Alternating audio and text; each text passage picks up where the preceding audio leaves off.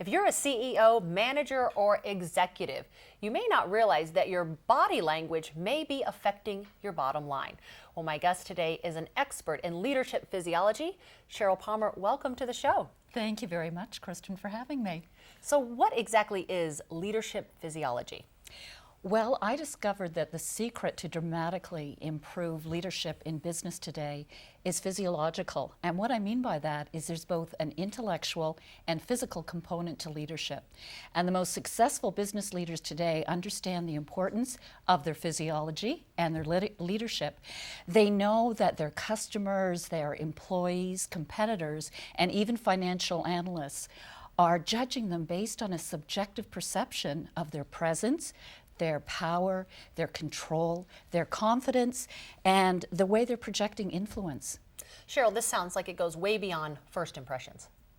Absolutely, absolutely. Now, initially within the first 4 seconds, that judgment will be made for the most part.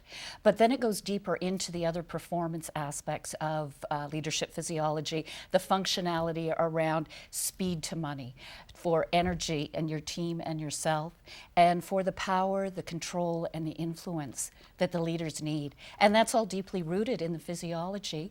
And our leadership training programs tend to focus on the intellectual, where this is an integration of the intellectual as well as the physicality. Now, this is not something that someone would easily understand and identify. I mean, you're clearly an expert in this. What is your background personally? Personally, I am experienced in all 4 segments of the health, wellness, and fitness industry, as well as an entrepreneur, and spent some time in Fortune 500 companies. So what I was able to identify is that the employees and the leaders are stressed out. We're not finding the engagement that we'd like to see. The productivity is down.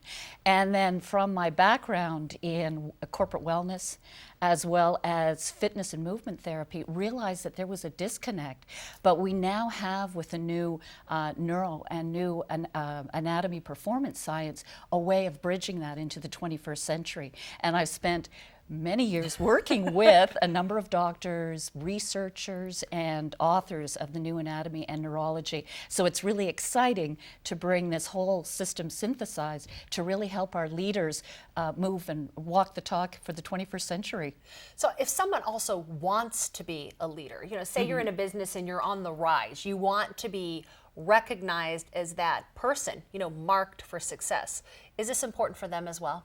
Oh, absolutely. If you're interested in climbing the corporate ladder, or you want to be recognized as the top choice, the number one choice, because that is where it is all about, is you want to get that competitive edge to be recognized as the person that they want to do business with, because that will lead to the customer loyalty, that will also lead to keeping your top talent, etc., because that is very expensive for companies right now, affecting the bottom line. And it's not always the cash that they're able to revenue, but it's the losses they're incurring by not being able to have that right energy and productivity in their businesses today.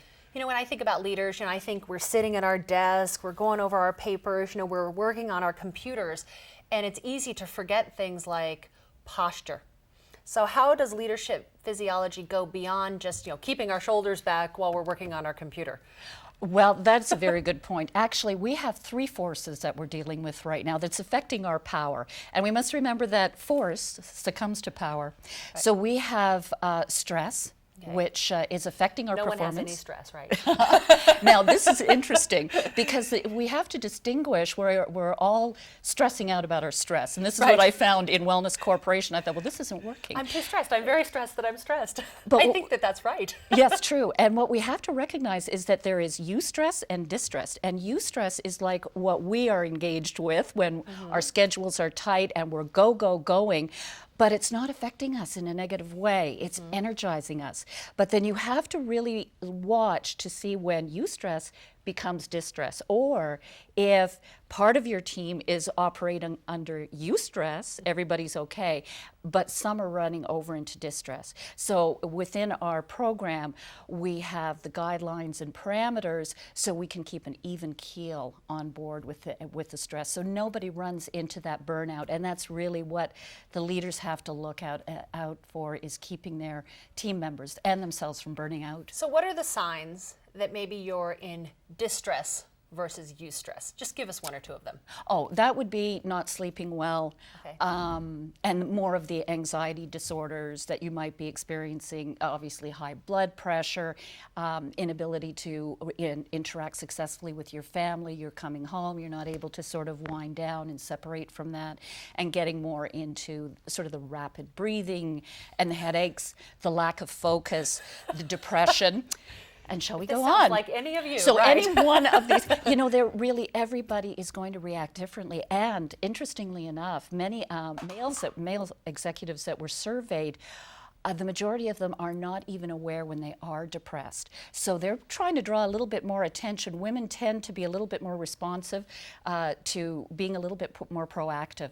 But for men today, that's a big problem in the executive world, is just recognizing that. So you really, within our program, we give you a variety, and you can go through that checklist, check in with yourself, and check in with one another, because there may be that moment that someone will share, and it's a matter of looking out for one another as well, and that's what a team is. So Cheryl, in your expert opinion, why do you think it is that men, more than women, don't recognize that they're simply stressed out?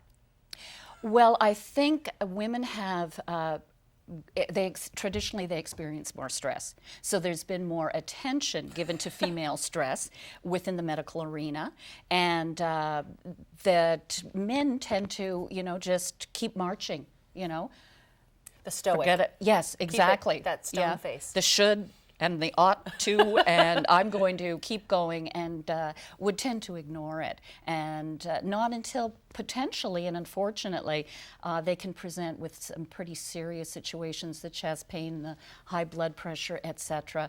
And just unfortunately a real erosion in their life with their families, with their friends, and life should be enjoyed. And it's possible in the corporate world, in your busy business, to have a lot of fun. And of course, the one thing that we have to introduce into our work is more fun. Neurologically, if we're looking for change in our organizations, which is a big challenge for companies right now, the failure rate for successful change initiatives is 74%. And so many leaders, change or perish, but then the opportunity of looking at, I only have a 20-odd% chance of this initiative being successful. In part, it's because there is a physiological response as soon as we say change. So all of this, again, is addressed in the program. So let's talk about your program. Yeah. What is it called, and what are some of the things that it addresses? Well, it is a leadership physiology systems, and it's a 100 times peak performance coaching model. And what we do is we work with executives and entrepreneurs, and we spoke about the control, power, influence, speed, energy, and we strengthen these components much the same way that a professional trainer would with a professional sports personality in their own sport for peak performance. So we train them to be peak performers in business and become healthier. So what does it mean to be a peak performer? A peak performer is when you are going to be able to maximize your productivity. You're enjoying your work, so it's not Monday morning blues. It's like, let's go. It's like being able to come in and seeing your team and everything operating successfully, and leaving your workday and having more energy than when you started out with. So why should executives care about this? I mean, what's at stake? What's at stake? Personally, there's a lot at stake. Their families, the way they return and engage them. I don't know if how many in the audience have children and they're involved in different sports, and you race to get them onto the field, and then children come off the field. Hey, did you see that play? And you missed it because you just can't re-engage yourself, refocus because of the distraction. So you can have a clear mind and be able to engage with your children, and those are moments that we can't replay on. So I hear you say that there's an impact in your family Yep. if you're not able to operate at peak performance, but is there any impact inside your business? Huge. Right now, the U.S. economy is losing $360 billion annually to bad bosses. The leaders that are Have not any of you walking. out there ever had a bad boss? Or perhaps you may be a bad boss. And this is another interesting statistic. The majority of employees that were surveyed said that they would prefer to take a new boss than a pay raise. So think about that Wow. on your bottom They line. would prefer to take a new boss than a pay raise. Yeah. That's pretty telling. And their biggest complaint is they're not seeing the inspiration, there's not the walk, the talk, etc. And of course, the leader has the weight of the world on his shoulders for performance. And of course, his reputation is on the line and trying to navigate and negotiate different teams and different issues that are affecting their business. You know, when I think about bad bosses, you know, I think about distracted, irritable, not really paying attention to any of the employees. Have you ever encountered anybody like that? Oh, absolutely. Absolutely. I think we all have at some point in time in our lives. And, you know, there's always that controversy about is it an introverted personality as opposed to an extroverted personality? Right. And really, that's not the bottom line. It really is. And I think that the research is showing now that into the 21st century, we're going to see a new breed of leadership. And part of that is compassion. So I think that says it all is they want the leader to connect with them in a concerned sort of way. And many of the leaders have traditionally sat in their offices rather than outside of their offices and been on the floor and engaging more with their employees to keep them productive. You know, compassion is not a word that you think you would hear inside a leadership conversation, especially when you're talking about employees and bosses. You know, you think of, you know, I'm the boss, toe the line, this is the way it's going to be. And what I hear you talking about is now we're moving into an era of compassion, collaboration, and more of a community. Correct. Is that accurate? Yes, actually. And that is the essence of a team. When you think about, I don't know who watches NHL, but we had a fabulous Super Bowl in college season, if I might say so myself. And when you see how these teams play to get to that peak level and to be the champions on the field, and this is what we need to bring into our businesses. And might be a little bit more playful as well and compassionate. There again, with the electronic revolution, and everybody is so engaged with their technology, and the technology is not going away. But I think that we can find more positive ways to balance being ourselves as human beings and relating to one another, etc., and working positively with electronics. And of course, the electronics is what is structurally affecting us. When we get back to the physiology and we're talking about, you know, we want you to own your space, and many leaders perceive leadership as just leading a business meeting. But in leadership physiology, it's more than that. It's how you walk down the hall. It's how you talk on the phone, because that is projected. People can tell on the opposite side of the phone if the leader's like this and unengaged, because it does affect your tonality, etc. So, okay, stop for just a minute. Okay. How should we talk on the phone? Let's pretend we have our phone. So we can't talk like this? Well, you know, obviously you want to be relaxed. What I would say is when you're talking on the phone like this, and you see, you need to be able to move air through, of course, your airways to vary your tonality. And when life gets difficult, we tend to come up into our ears. So then we've got the stress and we're talking into the phone, and it's just, you see how my voice deepens, and it's sort of not, and then if I open up, and that's a big part of it, is the electronic revolution is bringing us very closed. And we have to think, your heart is here. So if I am sitting and working here, and I'm using a strategy of deep breathing, which we often use, it's pretty difficult.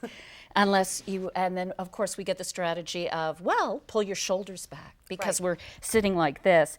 And unfortunately, we've got a lot of myths going on. And this one's always fun, the traditional pull your shoulders back. Yeah. Well, if I'm forward in space, my head is dropping down here. If I correct it by pulling my shoulder blades together, my head is still forward. Right.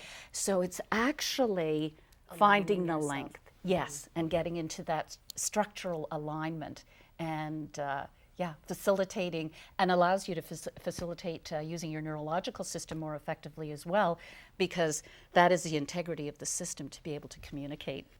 Cheryl, so as a leader, are you saying that we're on stage all the time, and what exactly does that look like? Yes, absolutely. You know, we're always being observed. And what I want the leaders to be is more intellectually aware of their physical presence at all times in their business.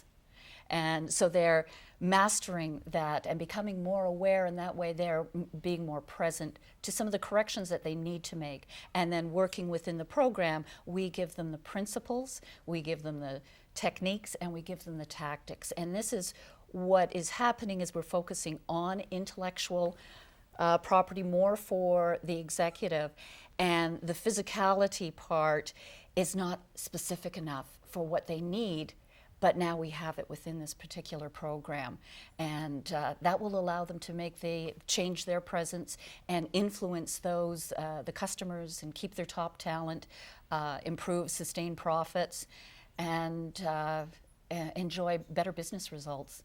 Wonderful. Cheryl Pomer, thank you so much for being here with us today. Thank you.